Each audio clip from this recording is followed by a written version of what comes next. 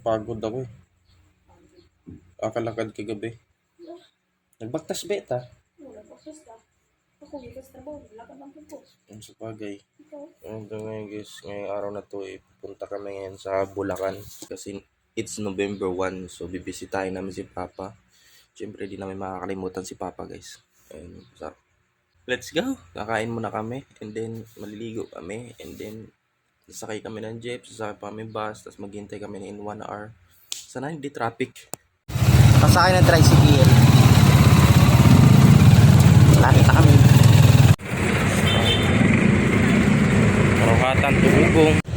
Mala pala pamasahe ng jeep par. Karawatan Tugong 3C na pala 13 pesos. Ayun. Nung sumakay kasi ako ng jeep dati, ano lang, 9, mga 8. Basta estudyante. So ayun, nandito na kami sa Karawatan. Hindi nakababa na kami. Sasakay ulit kami ng jeep para papuntang Monumento. So andito na kami guys sa Monumento, sa Victory Liner.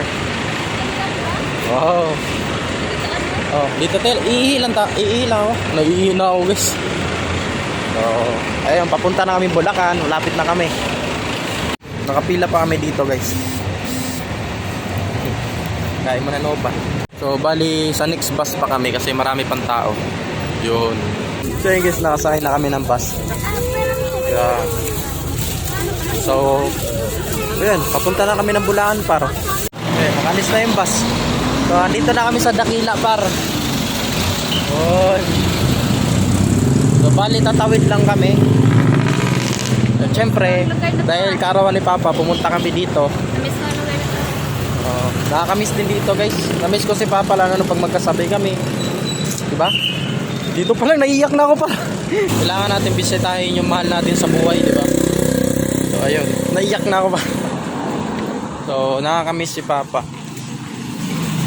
Nakakamiss guys. Kasi yung, alam mo yung pangarap namin, pangarap ni Papa, hindi pa ako umangat eh. So di niya pa nakita na kung yung lalo na yung sahod ko sa YouTube, sa Facebook page, hindi niya man lang naabutan. Ilibre ko sana siya ng ng Jollibee.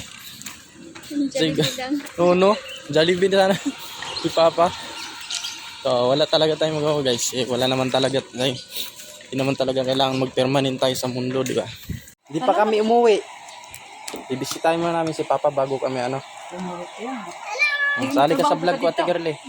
Ate Girlie, sali sa vlog. Grabe guys, daming tao dito. Daming tao sa cemetery. Ibang tao na naiyak man. Sama ka ba, liit? Sako pala. So, yung guys, wala pa ng bulaklak. So, pagkain lang dito na sa labas. So, bulaklak na may bigay natin kay Papa. Okay lang yun man, no? Naintindihan niya naman. Ayan si Papa guys. Yun. Ayan si Papa. Wala pa, kamusta pa?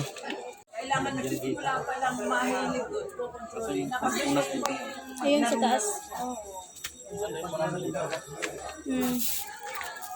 Ngayon yan, mga bata, isapit niya. Sumasagot ka rin nakatingin sa kanya, ganyan. Sumasagot ng maikli. Yes, so nandito namin kay Papa. So nakakaiyak pero kailangan mo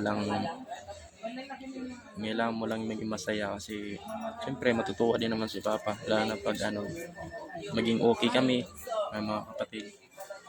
So, kasama si Mama Liit. So napakasaya ko kasi yun. Ito na ko si Papa na dalaw. Ha? Diba? So sa pinakadabis. So isa siya sa na gusto niyang akong mga umangat, diba? Kailangan magpursige tayo guys. Yun, sumal. So, yun yung pinakamahirap yung hindi ko malang nayakap si Papa. Pero okay lang, at least naging masaya na rin si Papa. Saya.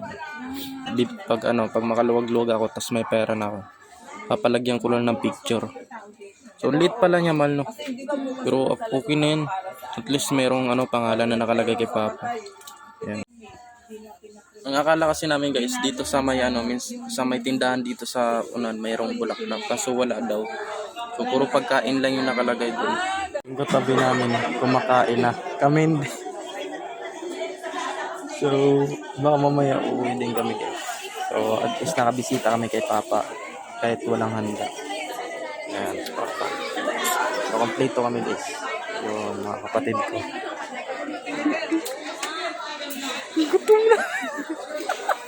Ayun guys, uuwi na kami kasi maulan.